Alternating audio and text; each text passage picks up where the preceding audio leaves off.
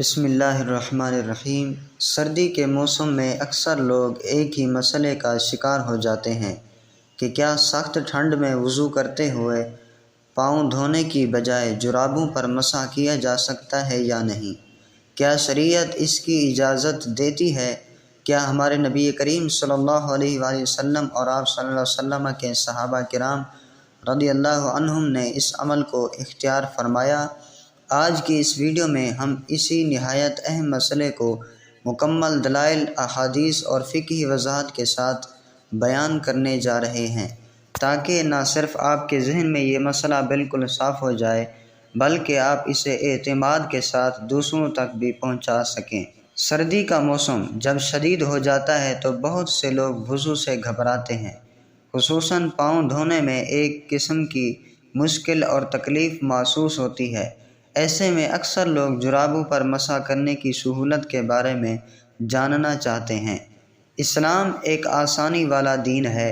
ہمارے نبی کریم صلی اللہ علیہ وآلہ وسلم نے ہمیشہ اپنی امت کے لیے آسانی کو پسند فرمایا ہے، اسی لیے شریعت نے سفر میں، سردی میں اور متعدد مواقع پر مسح کی رخصت عطا فرمائی ہے۔ لیکن سوال یہ ہے کہ کیا ہر قسم کی جرابوں پر مسح جائز ہے اور کن شرائط کے ساتھ جائز ہے؟ کیا عام کاٹن کی جرابیں بھی جائز ہیں یا صرف چمڑے کے موضوع پر ہی مسح کیا جا سکتا ہے؟ سب سے پہلے بات کرتے ہیں نبی کریم صلی اللہ علیہ وسلم کی سنت مبارکہ کی۔ حضرت مغیرہ بن شعبہ رضی اللہ عنہ فرماتے ہیں کہ میں نے رسول اللہ صلی اللہ علیہ وسلم کو موضوع پر مسح کرتے ہوئے دیکھا۔ یہ حدیث صحیح بخاری اور صحیح مسلم دونوں میں موجود ہے۔ اس سے معلوم ہوتا ہے کہ جرابوں یا موضوع پر مسح کرنا دین اسلام میں ثابت شدہ عمل ہے۔ پھر فقہا نے ان احادیث کی روشنی میں اصول بیان فرمایا کہ اگر جرابیں مضبوط ہوں، چلنے پھرنے کے قابل ہوں، بغیر سہارے کے پیروں پر قائم رہنے والی ہوں اور ان میں اتنے سوراخ نہ ہوں کہ پانی اندر تک پہنچ جائے تو ان پر مسح کرنے کی اجازت ہے۔ اب آتے ہیں اس مسئلے کے اس حصے کی طرف جو عام لوگ جاننا چاہتے ہیں۔ کیا عام کپڑے کی جرابوں پر مسح کرنا جائز ہے؟ علماء کے درمیان اس بارے میں اختلاف موجود ہے۔ بعض کہتے ہیں صرف چمڑے کی موضوع پر مسح ہی جائز ہے، جبکہ دوسرے علماء کی رائے ہے کہ اگر جرابیں موٹی ہوں، شفاف نہ ہوں اور چلنے پھرنے کے قابل ہوں، یعنی ان پر چلنے سے پھٹنے کا خطرہ نہ ہو، تو پھر ان پر مسح کرنا درست ہے۔ خاص طور پر سردی کے موسم میں جہاں پاؤں دھونا سخت مشکل ہوتا ہے، وہاں شریعت کے اصول کے مطابق آسانی اختیار کرنے کی اجازت موجود ہے۔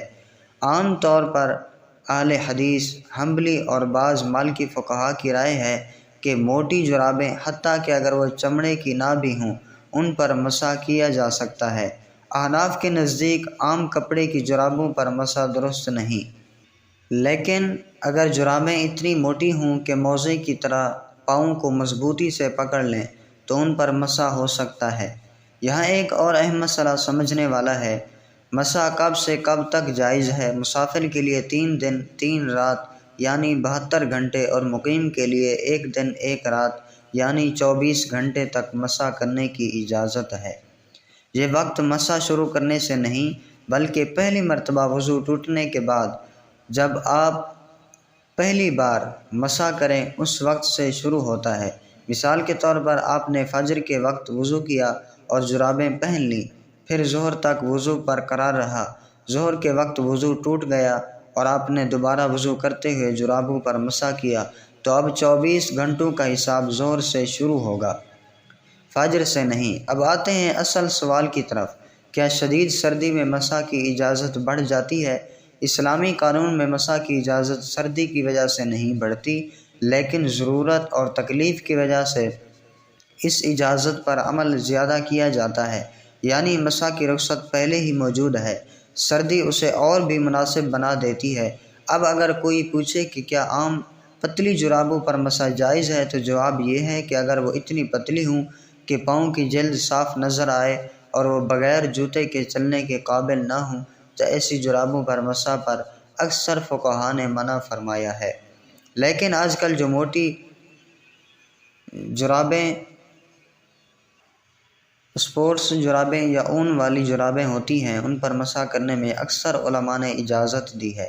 ایک اور مسئلہ، کیا جرابیں پہننے سے پہلے وضو ضروری ہے؟ ہاں بالکل، مسح کی شرط یہ ہے کہ جرابیں اسی وقت پہنی گئی ہوں جب آدمی بالکل پاکی اور وضو کی حالت میں ہو، یعنی پہلے وضو کریں، پاؤں دھوئیں، پھر جرابیں پہنیں، اس کے بعد دوبارہ وضو ٹوٹ جائے تو پھر جرابوں پر مسح کرنا جائز ہے۔ اب مسح کیسے کیا جا سکتا ہے؟ مسح کا طریقہ نہایت آسان ہے۔ پانی میں ہاتھ گیلا کریں، پھر جراب کے اوپر والے حصے پر انگلیوں سے پنڈلی کی طرف ایک بار ہاتھ پھیر دیں۔ پاؤں کے اوپر والے حصے پر مسح کرنا کافی ہے، نیچے یا ایڑی کے پاس مسح کرنا ضروری نہیں۔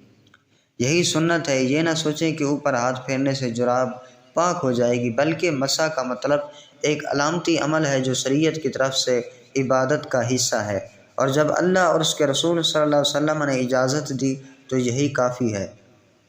یہاں ایک بہت اہم غلط فہمی بھی دور کرنا ضروری ہے۔ کچھ لوگ سمجھتے ہیں کہ جراب پر مسح صرف سفر میں جائز ہے، گھر میں نہیں۔ یہ غلط ہے، مقیم یعنی گھر میں رہنے والا بھی مسح کر سکتا ہے، بس مدت کم ہے، یعنی 24 گھنٹے۔ سردی ہو، گرمی ہو، سفر ہو یا گھر، مسح کی اجازت برقرار رہتی ہے۔ اگر جرابیں اتنی موٹی ہیں کہ ان پر چل پھر سکیں تو پھر مسح میں کوئی قباحت نہیں۔ ایک اور سوال، اگر جراب اتر جائے تو کیا ہوگا؟ اگر جراب مکمل طور پر اتار دی جائے تو مسح ٹوٹ جاتا ہے، پھر دوبارہ وضو کر کے پاؤں دھونے پڑیں گے۔ لیکن اگر جراب کا تھوڑا سا حصہ نیچے ہو جائے یا ڈھیلی ہو جائے تو اس سے کوئی فرق نہیں پڑتا۔ کچھ لوگ پوچھتے ہیں، اگر جرابیں گیلی ہو جائیں تو کیا مسح ہوگا؟ جی ہاں، جب تک جرابیں گندی نہ ہوں اور پہنی رہیں مسح ہو سکتا ہے، گیلا ہونا رکاوٹ نہیں۔ اب آخری اور سب سے اہم بات، دین آسانی کا نام ہے۔ اگر سردی میں پاؤں دھونا بہت مشکل ہو اور آدمی واقعی تکلیف محسوس کرے تو شریعت نے مسح کی جو رخصت دی ہے وہ اللہ کی رحمت ہے۔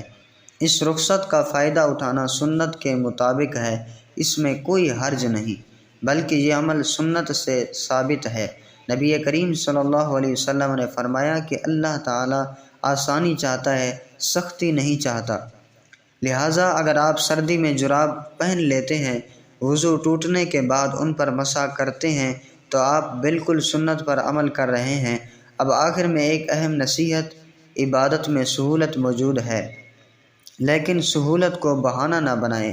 اگر جرابیں ایسی ہیں جن پر مسح درست نہیں ہوتا تو پھر پاؤں دھونا ضروری ہے، لیکن اگر جرابیں موٹی، مضبوط اور شرعی معیار کے مطابق ہیں تو پھر مسح کرنا بالکل جائز اور ثابت شدہ عمل ہے۔ امید ہے کہ سخت سردی میں وضو اور جرابوں پر مسح کا ایک اہم مسئلہ اب آپ کے لیے بالکل واضح ہو چکا ہوگا۔ اس مسئلے کو اپنے دوستوں، خاندان والوں تک ضرور پہنچائیں تاکہ لوگ سردی میں تکلیف کی بجائے آسانی کے ساتھ سنت کے مطابق عبادت کر سکیں۔ اللہ تعالی ہمیں دین کو سمجھنے اور اس پر عمل کرنے کی توفیق عطا فرمائے، آمین یا رب العالمین۔ والسلام علیکم ورحمۃ اللہ وبرکاتہ۔